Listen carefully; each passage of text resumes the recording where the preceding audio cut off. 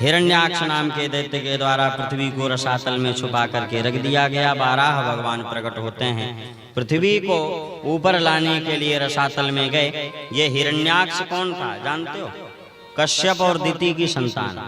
हिरण्याक्ष और हिरण्यकश्यप 2 भाई थे। ये इतने भयंकर थे, इतने विशालकाय थे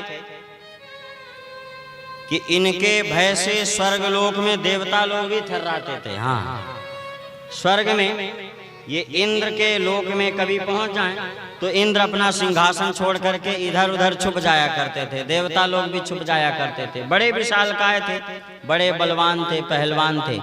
तो ये हिरण्याक्ष नाम का जो दैत्य था, ये घूमता रहता था, क्या हमारे समान कोई युद्ध करने वाला हमसे मिले तो हम 2-4 हाथ करें। क्यों? जो पहलवान होता है ना, वो साधारण नहीं बैठता है। हाँ, वो अपनी व्यवस्था में लगा रहता है।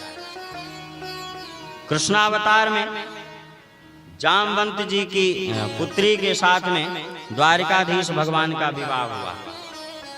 लेकिन वो विवाह कैसे हुआ?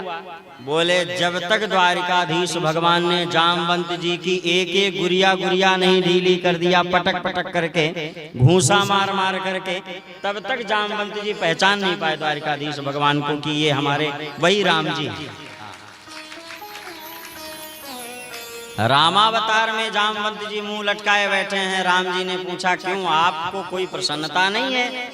इतना बड़ा युद्ध संपन्न हो गया, हाँ, माँ जानकी को वापस ले आए, आपको प्रसन्नता नहीं है? रावण मारा गया, आपके चेहरे पर प्रसन्नता नहीं दिखाई पड़ती है। जामवंत जी बोले, जामवंत मंत्री यति बूढ़ा, बहुत पुराने पहलवान हैं, बूढ़े हो गए हैं, लेकिन उनकी ताकत में, सामर्थ्य में किसी भी प्रकार की कोई शंका नहीं करनी चाहिए। जामवंत जी बहुत पहलवान है।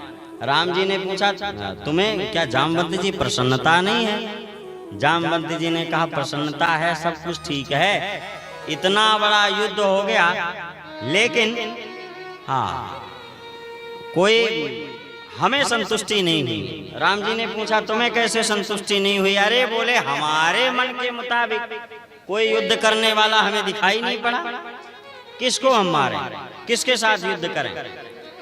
तो फिर रामावतार में राम जी ने जामवंत जी से कहा था कि आपकी इस इच्छा की पूर्ति हम कृष्णावतार में करेंगे।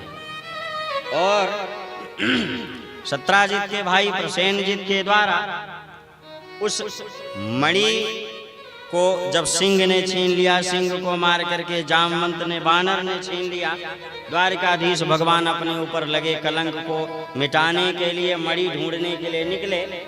तो जामवंत जी की गुफा के सामने जब पहुंचते हैं, उनकी बिटिया उस मणि के साथ में खेल रही थी, जामवती। अंदर गई, जामवंत जी को बताया, जामवंत जी आए, भगवान से 2-2 हाथ किए, इतना 2-2 हाथ किए, कईयों दिनों तक युद्ध चलता रहा। और जामवंत जी की एक गुड़िया ढीली हो, जब तक नहीं हो गई तब तक जामवंत जी द्वारिकाधीश भगवान को पहचान नहीं पाए। तो यही यहाँ पर निवेदन किया जा रहा है, जो पहलवान होता है वो साधारण नहीं बैठता है, और जब उसके मन का ना हो तो वो बेचारा उदास हो जाता है। पहलवानों की उदासी जानते हो क्या होता है? पहलवानों की उदासी यही है, उनके मन के मुताबिक कोई युद्ध करने वाला नहीं मिलता है, तो फिर वो बेचारे उदास हो जाते हैं। इसी प्रकार यह हिरण्याक्ष अत्यंत बलवान है, भयंकर पहलवान है। इंद्रलोक में जाता है, इंद्र सिंहासन छोड़ करके छुप जाते हैं। देवता लोग इसके भय से इधर उधर कोने में छिप जाते हैं। कहीं कुबेर की राजधानी में पहुंच जाता है, कहीं वरुण देवता की राजधानी में पहुंच जाता है। एक बार